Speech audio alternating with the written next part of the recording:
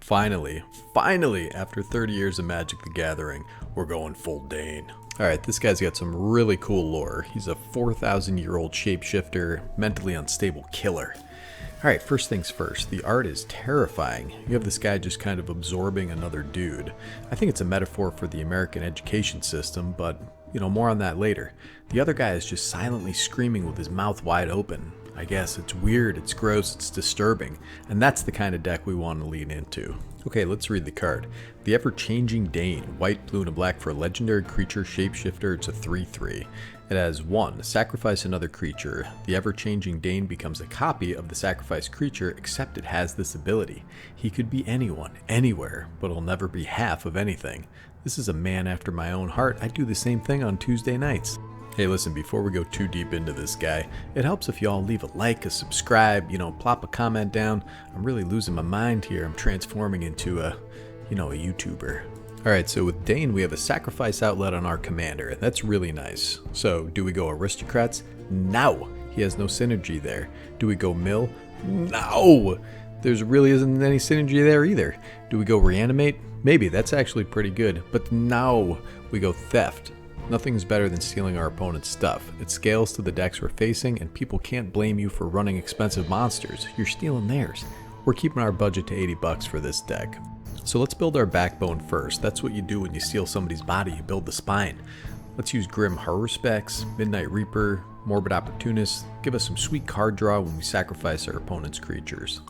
Is Bane Lord of Darkness good? I don't know. I haven't decided yet. But look at this guy. He's a really cool European looking guy. We can bluff our opponents, or we can plop in a sweet thieving creature for free. Some of the clones have 0 toughness, so there you go.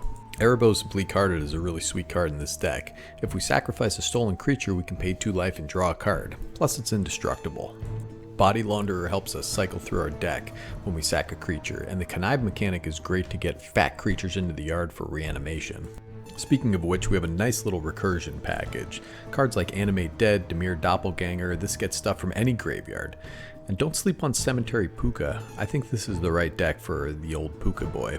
I threw in Minions Return. This is a really interesting card because it can enchant any creature on the battlefield.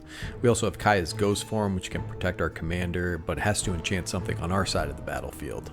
I think this is such a cool card, Lorcan Warlock Collector. So it trades life for destroyed creatures so we can keep the sacrifice train rolling all night long. Nightmare Shepherd is 2 black for an enchantment creature, Demon. It's a 4/4 with flying. Whenever another non-token creature you control dies, you may exile it. If you do, create a token that's a copy of that creature, except it's a 1/1 and it's a nightmare in addition to its other types. So we get to repeat the ETB effects of anything we sacrifice and exile them. This seems really good in this deck. We also have a little blink package to reset our ETB effects. Soulherder's just an awesome card. Look at this sun face. He's just herding along the plains. Also, we got Brago, King Eternal. Everybody hates Brago, but he's been reprinted 100 times, so he's great in budget decks. So I'm running Cloud Shift and Ghostly Flicker. These are very versatile cards that can also reset one of our clones and or dodge removal for one of our important creatures. Also, let's read Cloud Shift. Exile target creature you control, then return that card to the battlefield under your control. Now contrast that with Ephemerate, which states under its owner's control, meaning if we have a temporary steal effect like Domineering Will, we don't have to sacrifice the creature to Dane if we don't want to, we can just keep him forever if we blink him with Cloud Shift.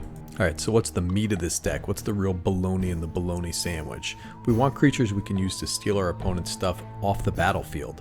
Cards like Gonti and Gyruda won't do it. You want to gain card advantage from the cards we steal, and the advantage is your opponents don't have them anymore. If we steal from the library, they never really had them anyways.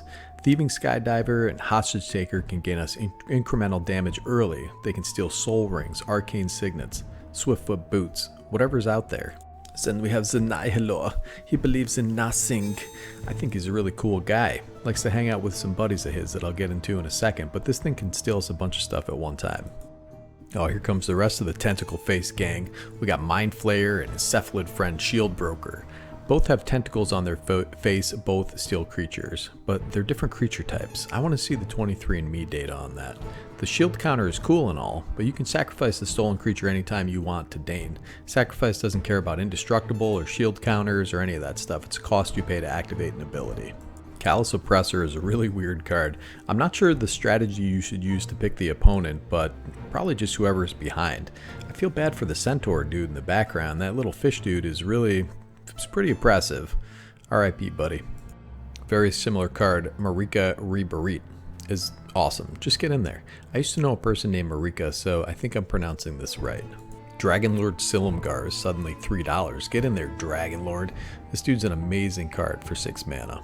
Now, Mimikvad is great in a deck that's built to kill creatures. I'm always surprised by how much this screws everybody up. It destroys graveyard strategies, you're just exiling things left and right. Amazing card in this deck. Control Magic and Corrupted Conscience are decent enchantments that we're going to use to steal our opponent's stuff. Corrupted Conscience in particular can grant infect to some giant creature on the other side of the battlefield, and that's a win condition in and of itself. Chamber of Manipulation, 2 blue for an enchant land. Enchanted land has tap, discard a card from your hand, gain control of target creature until end of turn. So this can be a really fat discard outlet too, to get a big fatty into the yard for one of our reanimation packages. Soul Ransom is a wild card, so it's 2 blue and a black for an enchantment aura, enchant creature. You control enchanted creature. It has the ability discard 2 cards. Soul Ransom's controller sacrifices it, then draws 2 cards. Only your opponents may activate this ability. So your opponent pays the ransom by discarding 2 cards. So what you can do is you can Cloud Shift the creature in response. Cloud Shift resolves. The creature is yours, but Soul Ransom's ability is still on the stack. You don't sacrifice it, it already fell off, but you still draw the 2 cards. This is even clarified in a Gather or Ruling, so boo-hoo for you. Or you can just sacrifice it in response with Dane. Cool, now you're a really cool guy, okay? Keg of the Tidestar is a big beefy beater that can die to steal stuff. Great job, now he's dead, and now Dane is a big beefy beater. And now you have another of your opponent's creatures, brother. Alright, so if I really wanted to power this deck up and I had unlimited budget or I just already had these cards, I keep the Backbone and add Treachery. So this card is really just free real estate. I own 3 copies, one of my favorite cards of all time. And if I want to be a real piece of you-know-what, I'd add in Phyrexian Dreadnought. This is my favorite broken card. So it enters the battlefield. You can sack it with Dane in response. And then you keep a 12/12 trampling commander for 2 mana. I mean, bonkers. Cytoplasm Manipulator is really dope. It's like $8. This card can really discourage your opponents from playing any creature whatsoever. Agent of Treachery, this guy has a house in a deck like this. I just tossed that right in. Ritual of the Machine. This is a great card because you steal a creature, sacrifice the creature you stole, steal another creature. This card's reserve list like $13. Empress Galena is a really interesting card too. This commander, somebody's going to have a legend to steal.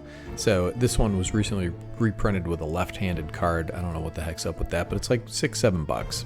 And if I had unlimited money, you fix the land base, get those triomes in there, get those commander lands in there, get the shock lands in there, get yourself a real mana base and get yourself a real deck.